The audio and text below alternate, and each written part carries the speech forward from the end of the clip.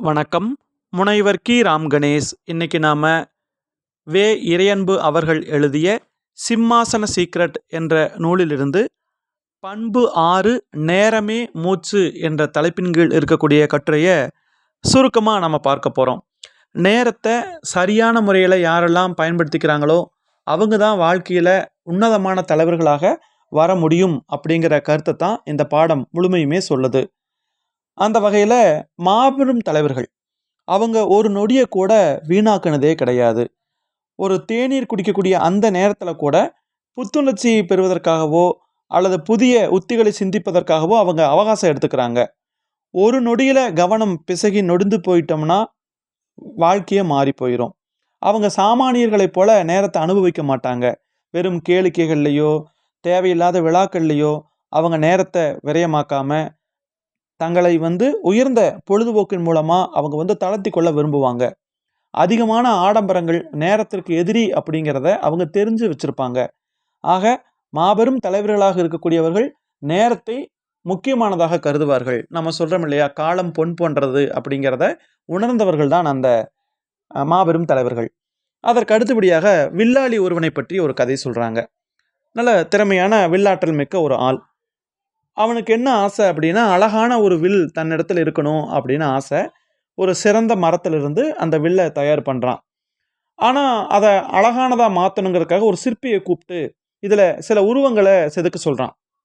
அந்த சிற்பி என்ன பண்ணுறாருன்னா, அழகான காட்சிகளை சன்னமாக செதுக்கி கொடுத்துட்டு போகிறார். ஆனால் அந்த வில்லாளிக்கு அதில் திருப்தி இல்லை. அப்போ அந்த வில்லாளி என்ன சொல்கிறான், வனவிலங்குகளுடைய படங்களை எல்லாம் செதுக்க சொல்கிறான்.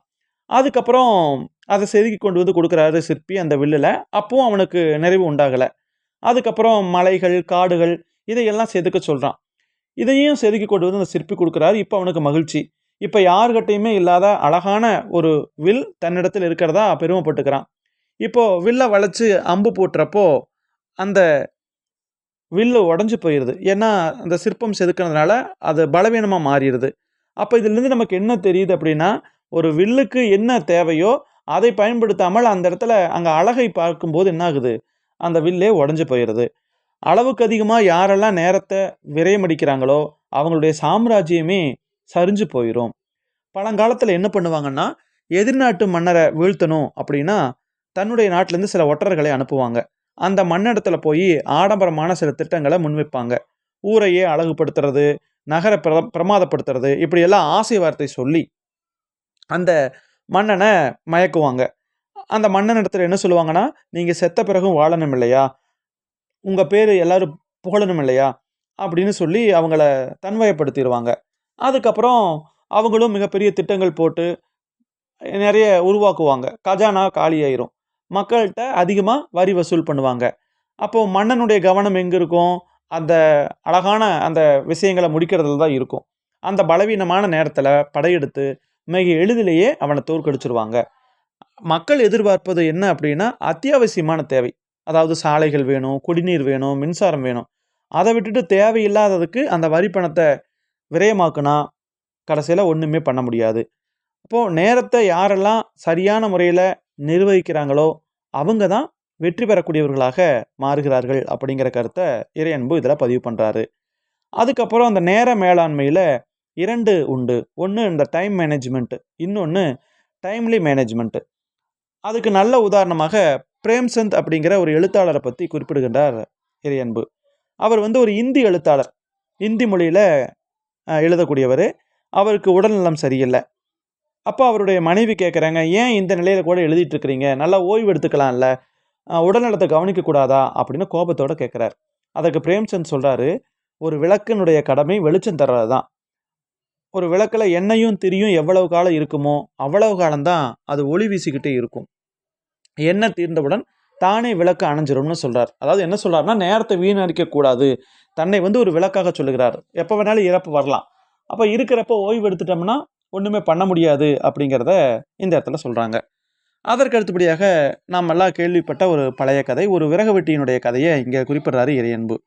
ஒரு விறகு வெட்டி ரொம்ப நேரம் வெட்டிக்கிட்டே இருக்கிறான். அவனால் ஓரளவுக்கு தான் விறகுகளை வெட்ட முடிஞ்சுது. அவனுக்கு பக்கத்தில் மரத்தை வெட்டிக்கிட்டு இருந்தவன் அப்பப்போ ஓய்வு எடுத்துக்கிறான். ஆனால் இவனை விட 2 மடங்கு விறகுகளை அதிகமாக வெட்ட முடிஞ்சுது. அதுக்கு என்ன காரணம்னு கேட்குறப்போ, அப்போ அந்த 2 மடங்கு விறகுகளை சேகரித்தவன் சொல்கிறான், "நான் அவ்வப்போது என்னுடைய கோடாரியை கூர்மைப்படுத்தினேன்." அப்போ அந்த முக்கிய முடிவுகளை எடுக்கிறப்போ, கோடாரிகள கூர்மைப்படுத்துற மாதிரி விவாதங்கள் மூலம் நம்முடைய புரிதலை நம்ம மேம்படுத்திக்கணும். அப்பத்தான் அவசரத்துல தவறா செஞ்சுட்டு, பிறகு அத திருத்த அதிக அவகாசத்த எடுத்துக்க நேரிடும். அப்புறம் இவருடைய வாழ்க்கையில் நடந்த ஒரு சம்பவத்த சொல்றார். இவர் ஒரு ஒரு துறையில தலைவராக இருந்தபோது, தொலைபேசி மூலமாக ஒரு தகவல் வந்ததாம். ஒரு குறிப்பிட்ட அலுவலகத்திற்கு சில பதவிகள். அதுக்கு உடனடியா ஆட்கள நியமிக்க சொல்லி இறையன்பு அவர்கள்கிட்ட ஒரு தொலைபேசியிலிருந்து தகவல் வருது. அப்போ இறையன்பு யோசிக்கிறாரு. இது யோசிச்சு செய்ய வேண்டிய வேலை. நாம நியமிக்கக்கூடிய அந்த ஆட்கள் தகுதியானவங்களா இருக்கணும்.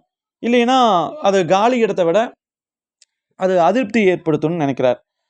அதே நேரத்தில சொல்லிட்டாங்களேன்னு சொல்லிட்டு, இவர் 2 பேர்த்த உடனடியாக அந்த பதவியில அமர்த்துறார்.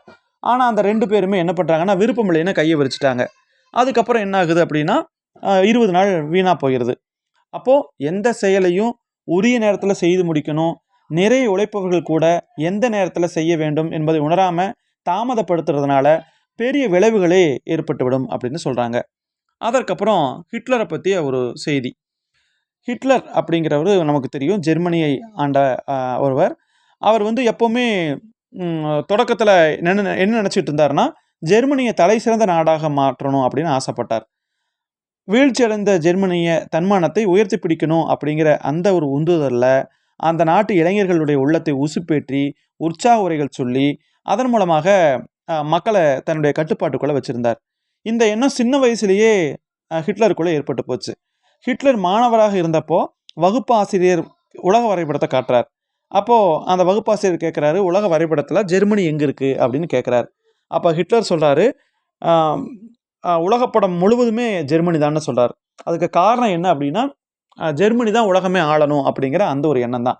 அப்படியாக இருந்த அந்த ஹிட்லர் தான் ஒரு குறிப்பிட்ட நேரத்தில ரஷ்யா மீது படையெடுக்க வேண்டிய அந்த நேரத்தில கொஞ்சம் ஓய்வெடுத்துறாரு. கொஞ்சம் சரியா சிந்திக்காம போயிடுறாரு. ரஷ்யாவுல குளிர்காலம் தொடங்கிருச்சு. ஐரோப்பாவிலேயே மிகவும் மோசமானது ரஷ்யாவின் குளிர்காலம். அதனால அதனால நஷ்டப்பட்டது நெப்போலியனுடைய மாபெரும் இராணுவம். ஹிட்லரும் அந்த சில நேர தாமதத்தால குளிர்ல சிக்கி பெரும் சிதைவுக்கு உள்ளானார். அதிலிருந்து மீளவே முடியாம தோல்வி மேல தோல்விய ஜெர்மனி சந்திக்க நேரிட்டது. அப்படிங்கிற செய்திய சொல்றாங்க. அப்போ அந்த நேரத்த சரியான முறையில நாம கையாளணும் அப்படிங்கிறத சொல்றாங்க. அதற்கப்புறம் ஒரே ஒரு ஆணியால ஒரு படையே தோத்து போச்சு அப்படின்னு ஒரு ஆங்கிலத்துல ஒரு பொன்மொழி இருக்கு. ஒரு குதிரை இருந்துச்சாம். அந்த குதிரைக்கு லாடம் அடிப்பாங்கல்ல, அது நல்லா வேகமா ஓடுறதுக்காக இரும்பால ஒரு லாடம் அடிக்கிறாங்க.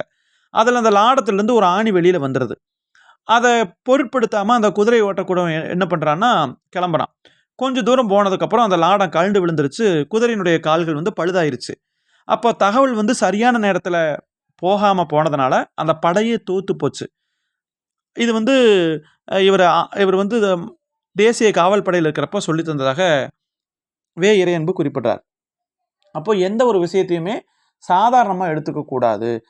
நேரத்த முக்கியமா கருதக்கூடிய அதே நேரத்துல, இது சாதாரண விஷயம் அப்படின்னு எதை எடுத்துக்கிட்டா கடைசியில இப்படித்தான். அந்த ஒரு ஆணிய மட்டும் அவர் சரி பண்ணியிருந்தார் அப்படின்னா, அந்த குதிரை வேகமாக ஓடியிருக்கும். அந்த அந்த போர்ல அவங்க யாருமே தோத்திருக்க மாட்டாங்க. ஆனா, அந்த குதிரை வேகமா போக முடியாதனால, அது என்ன ஆயி போச்சுன்னா, அந்த படைக்கே நஷ்டம் ஏற்பட்டு போய்விட்டது. படை தோத்து போச்சு அப்படிங்கிற கதைய இங்க சொல்றாங்க.